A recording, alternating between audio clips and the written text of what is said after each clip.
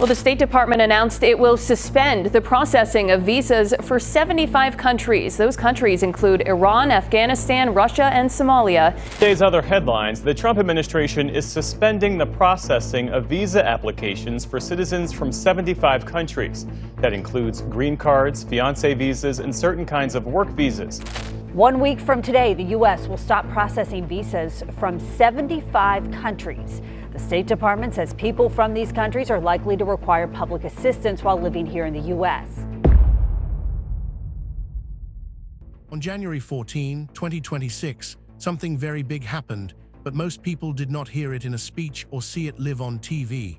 There was no press conference, no flags, no dramatic announcement. Instead, it happened quietly through an internal message sent to U.S. embassies around the world. That single message changed the future of millions of people in one moment.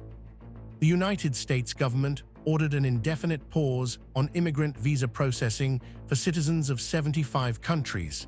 This means people who were legally applying to live in the U.S. permanently were suddenly stopped, not delayed, not slowed, completely frozen. Families who had waited years were pushed into uncertainty overnight. This was not about people crossing borders illegally. This was about people following the law, people who applied for green cards, people married to U.S. citizens, parents waiting to join their children, skilled workers with approved cases. All of them were told to stop and wait, with no clear end date. The order takes effect on January 21, 2026. From that day, U.S. embassies are no longer allowed to issue immigrant visas to citizens of these 75 countries. Even more shocking is this part. If a visa was already approved but not yet printed, officers were told to refuse it. Imagine reaching the final step after years of paperwork, interviews, fees, and background checks, only to be told at the last moment that everything is now cancelled. This policy is being defended using something called the public charge rule. The government says it wants to stop people who may depend on public help in the future. Officials argue this protects American taxpayers and workers. Critics say this is not about money. They say it is about who is allowed to become American and who is not. The public charge idea is not new. It has existed for more than 100 years. In the past, it was used only in extreme cases, like people who needed long-term medical care with no support. But now the meaning has changed. It has become a kind of wealth test. Under this expanded rule, officers look at age, health, education, English skills, and personal money. If someone is older, has a health issue, speaks weak English, or does not show strong savings, they can be seen as a risk. Even using public help in your home country can count against you. This makes approval almost impossible for ordinary working-class families. The countries affected by this pause are spread across the world. Africa is hit the hardest, with more than 24 nations included. Many countries in the Middle East and Asia are also on the list. Large parts of the Caribbean and Latin America are affected too. Even some European countries are included. Together, these 75 countries represent about 38% of the world. This is why many experts say this is the largest restriction on legal immigration in modern U.S. history. It is not focused on one region or one conflict. It is broad, sweeping, and long-term. What makes this more controversial is who is not on the list. India is not included. China is not included. Western Europe is not included. These countries still face delays and high fees, but their immigrant visas are not frozen. This has created tension even inside the president's own political base. Some supporters are asking why high-skilled workers from India are allowed while others are blocked. Others say big companies are protected while ordinary families are punished. At the same time, the government has raised fees for work visas like H-1B, making it much harder and more expensive for companies to hire foreign workers. This shows a larger pattern. For families, the pain is immediate. Spouses are separated.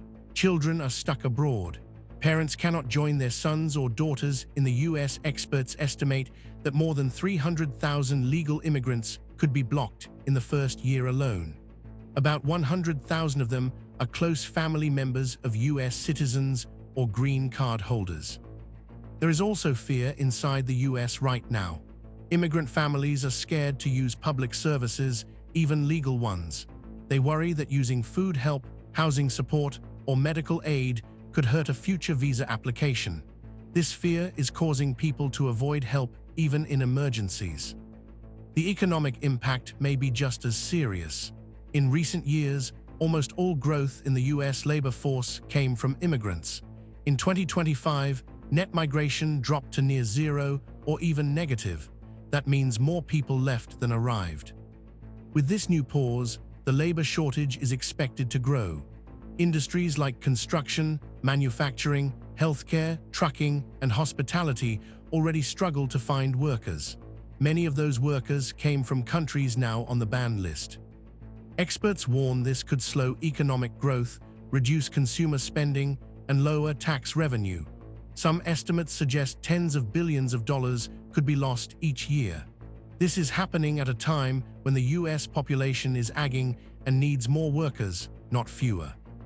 International reaction has been strong. Governments in Africa, Latin America, and Asia have criticized the move. Some are considering travel limits for Americans in response. Students and skilled workers are now choosing Canada, the UK, and Australia instead of the US. Legal challenges have already begun. Civil rights groups argue that US law bans discrimination based on nationality. They say the president cannot use emergency powers to block legal immigration on this scale. Several large lawsuits are moving through the courts, and some could reach the Supreme Court. However, recent court rulings have made it harder to stop nationwide policies quickly. Judges can no longer block a policy for the whole country unless the case is very broad. This means the pause could stay in place for a long time while cases move slowly. This policy is part of a bigger system. The government is also using new tools to cancel visas of people already in the US based on minor issues or social media activity. There is also a fast-track option for wealthy investors who can pay large amounts of money to gain entry. This creates a clear message. Money matters more than family ties. The timing of this policy is also important. The US is preparing to host the 2026 World Cup, an event that celebrates global connection. At the same time, the country is closing legal doors to more than a third of the world. Supporters say this is about protecting American workers and resources. Critics say it damages the country's values, economy, and global reputation. Both sides agree on one thing: this policy marks a turning point. For millions of people around the world, the American dream did not end with a wall or a border. It ended with a pause button, a pause with no end date, a pause that decides who belongs and who must wait outside, possibly forever. This is not just an immigration story. It is a story about power, fear, economics, and identity, and its effects will be felt for many years to come.